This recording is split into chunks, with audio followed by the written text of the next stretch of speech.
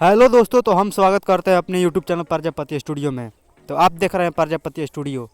तो फिर से पावर स्टार पवन सिंह और क्वीन गर्ल शालिनी का फिर से कॉम्बिनेशन एक लेकर आ गए हैं ग्लोबल म्यूजिक जंक्शन के द्वारा, जिसका सॉन्ग का नाम है गोदी में लेके।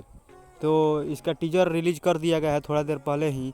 तो आप लोग जाकर देखिए, ग्लोबल म्यूजिक जंक्शन के भोजपुरी चैनल से आया है। तो आप लोग अभी तक नहीं देखे हैं तो जाकर देखिए, जो कि बहुत ही मस्त है। तो आप लोग अभी देखिए जाकर, फिर अपना कमेंट में राय दीजिए कि कैसा है।